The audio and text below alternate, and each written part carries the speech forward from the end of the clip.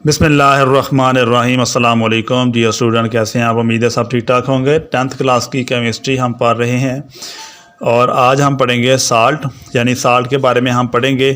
और 10th class की chemistry का जो हमारा टॉपिक है आज का वो साल्ट के मुतल्लिक है। हम साल्ट के मुतल्लिक पढ़ेंगे आज। पहला जो हमारा सवाल है वो ये है कि साल्ट क्या हैं, यानी साल्ट क्या चीज़ होती है। तो साल्ट की हम तारीफ़ पढ़ते हैं या साल्ट की तारीफ़ करें या साल्ट क्या हैं। तो साल्ट के बारे में हम पढ़ते हैं। साल्ट्स आयनिंग कंपाउंड्स हैं जो आम तौर पर एसिड और बेस की न्यूट्रलाइजेशन से बनते हैं। मिसाल के तौर पर NaCl सोडियम क्लोराइड। तो ये साल्ट की तारीफ़ है कि साल्ट क्या है। साल्ट ये आयनिक कंपाउंड्स हैं जो आम तौर पर एसिड और बेसिस की न्यूट्रलाइजेशन से बनते हैं। यानी एसिड और बेस कीमियाई तौर पर जब रिएक्ट करते हैं तो उससे जो हमें प्रोडक्ट हासिल होती है वो उसे साल्ट कहते हैं। साल्ट और वाटर हासिल होता है, इस अमल को न्यूट्रलाइजेशन कहते हैं। तो साल्ट ये ऐसे कंपाउंड हैं, आयनिक कंपाउंड है जो आम तौर पर एसिड्स और बेसिस की न्यूट्रलाइजेशन से बनते हैं। यानी जब एसिड्स और बेस आपस में रिएक्शन करते हैं तो इस रिएक्शन को न्यूट्रलाइजेशन कहते हैं। न्यूट्रलाइजेशन क्या होता है? एसिड और बेसिस के जो रिएक्शंस हैं, इन रिएक्शंस एसिड और बेसिस के रिएक्शंस के नतीजे में साल्ट बनता है। इस रिएक्शंस को न्यूट्रलाइजेशन रिएक्शन कहते हैं। तो इस तरह हम साल्ट की तारीफ़ कर सकते हैं कि साल्ट आयनिक कंपाउंड हैं जो आमतौर पर एसिड और बेस की न्यूट्रलाइजेशन से बनते हैं। मिसाल के तौर पर NaCl यानी सोडियम क्लोराइड ये साल्ट की मिसाल है। तो इसमें आयनिक कंपाउंड मतलब होता है कि ऐसा कंपाउंड जो पॉजिटिव आयन और नेगेटिव आयन के मिलने से बनता है, उनको आयनिक कंपाउंड कहते हैं। तो ये ऐसे NaCl सोडियम क्लोराइड, इसमें सोडियम Na इस पे पॉजिटिव चार्ज होता है और Cl नेगेटिव, इस पे नेगेटिव चार्ज होता है। तो ये पॉजिटिव और नेगेटिव आयन से मिलकर बनता है सोडियम क्लोराइड। ये एक आयनिक कंपाउंड है। तो साल्ट की समझ आपको आ गई होगी कि साल्ट क्या है। साल्ट आयनिक कंपाउंड है जो आमतौर पर एसिड और बेस की न्यूट्रलाइजेशन से बनते हैं।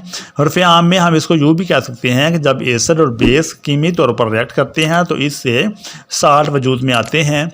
इस तरह साल्ट की तारीफ़ किसी भी तरह से आप कर सकते हैं, लेकिन यहाँ पर साल्ट आयनिक कंपाउंड्स हैं जो आमतौर पर एसिड और बेस की न्यूट्रलाइजेशन से बनते हैं। मिसाल के तौर पर NaCl सोडियम क्लोराइड।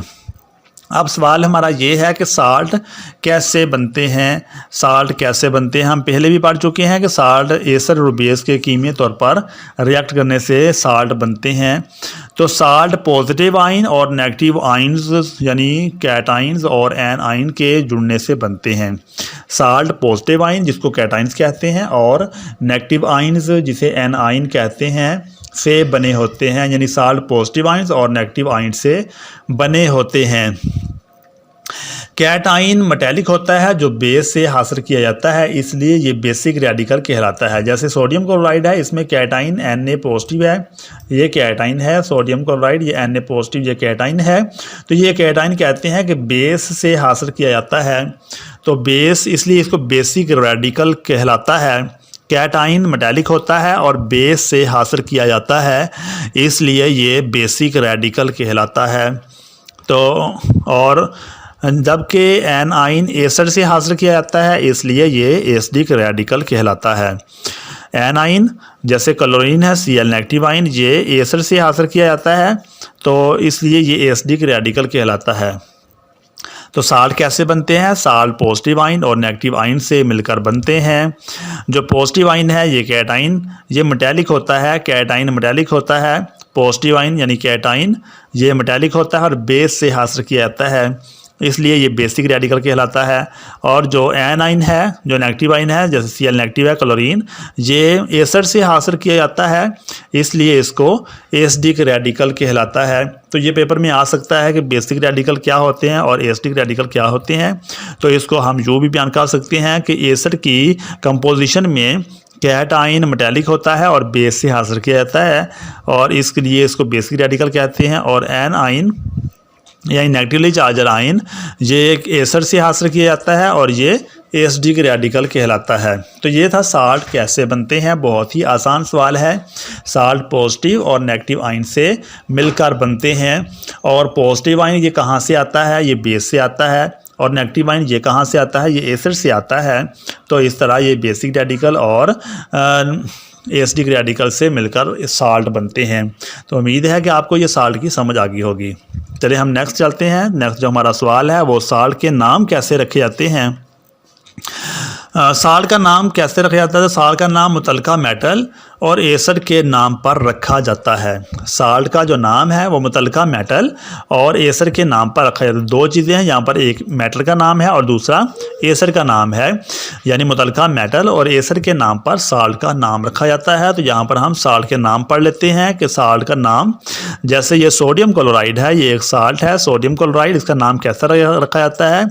इसका नाम जो मेटल है वो सोडियम है, Na सोडियम, और क्लोराइड ये एसिड से हासिल होता है, HCl से क्लोराइड हासिल होता है। तो इस तरह सोडियम क्लोराइड, सोडियम मेटल और क्लोरीन एसिड। इस तरह पोटाशियम नाइट्रेट, पोटाशियम मेटल है और नाइट्रेट ये कहाँ से, ये HNO3 से हासिल होता है, एसिड से।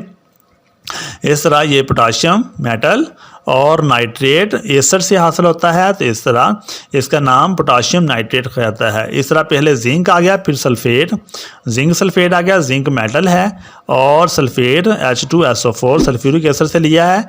इस तरह इसका नाम जिंक सल्फेट रख दिया जाता है। और कैल्शियम फास्फेट Ca3 कैल्शियम है और PO4 ये H3PO4 एसिड से आता है, तो कैल्शियम फास्फेट।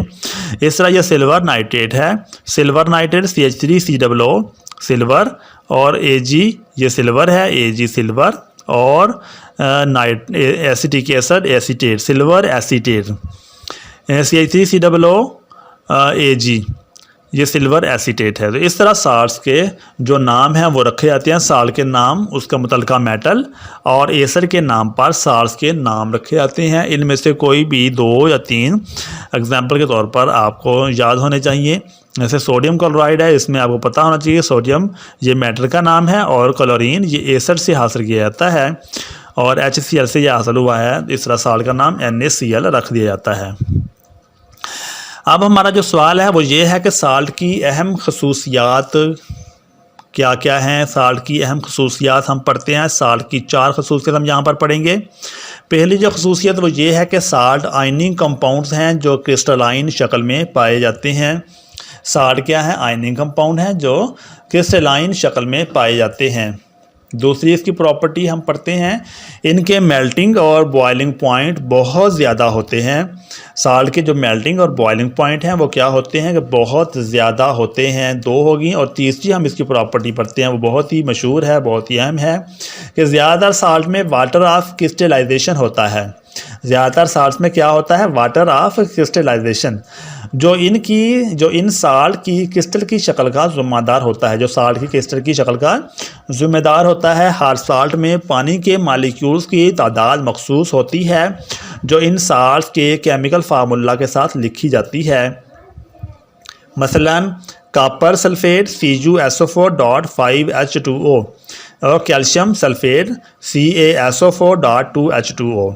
तो ये है तीसरी जो प्रॉपर्टी है, ये बहुत ही मशहूर है। ज़्यादातर साल्ट में क्या होता है, वाटर ऑफ क्रिस्टलाइजेशन होता है जो इन साल्ट की क्रिस्टल की शक्ल के ज़िम्मेदार होते हैं। तो ये पेपर में आ सकता है कि साल्ट के अंदर जो वाटर होता है, वाटर ऑफ क्रिस्टलाइजेशन, उसका काम क्या है, वाटर ऑफ क्रिस्टलाइजेशन का क्या किरदार है साल्ट के अंदर। तो साल्ट के अंदर वाटर ऑफ क्रिस्टलाइजेशन ये साल्ट की जो क्रिस्टल की शक्ल होती है उसका ज़िम्मेदार होता है।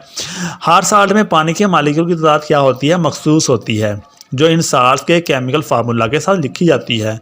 मिसाल के तौर पर कॉपर सल्फेट CuSO4.5H2O, इसमें पानी के 5 मालिक्यूल्स पाए जाते हैं और कैल्शियम सल्फेट CaSO4.2H2O। तो कैल्शियम सल्फेट में 2 वाटर के मालिक्यूल्स पाए जाते हैं। तो ये से कहते हैं water of crystallization. Water of crystallization वो वाटर है जो साल्ट के अंदर मौजूद होता है। साल्ट यानी साल्ट की क्रिस्टल के अंदर जो वाटर मौजूद होता है उसको वाटर ऑफ क्रिस्टलाइजेशन कहते हैं। और ये वाटर ऑफ क्रिस्टलाइजेशन ये साल्ट की जो शक्ल है उसका जिम्मेदार होता है।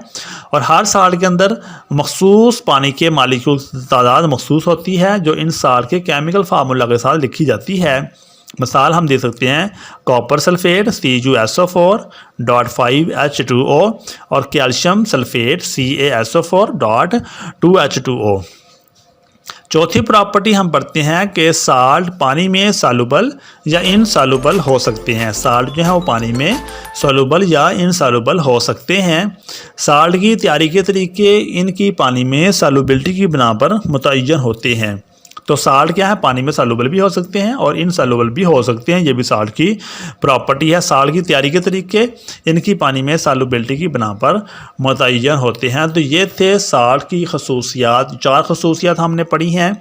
उम्मीद है कि जो हमने पढ़ा है वो आपको अच्छी तरह से समझ में आ गया होगा। इसके बाद जो हम नेक्स्ट वीडियो बनाएंगे वो साल्ट की तैयारी के मुतालिक है। हमारी आने वाली जो वीडियो है वो साल्ट की तैयारी के मुतालिक है। हम साल्ट की तैयारी के तरीके तफसील के साथ पढ़ेंगे। उम्मीद है कि जो हमने पढ़ा है वो आपको अच्छी तरह से समझ में आ गया होगा। हमारे चैनल को सब्सक्राइब कर लें और अगर आपने लाइक को नहीं दबाया तो लाइक के आइकन को दबा दें। हमारे इस तरह की वीडियो आप तक पहुंचती रहेंगी। अपना बहुत सारा ख्याल रखें। अल्लाह ताला हम सबका हामी नासर हो। अल्लाह हाफिज़।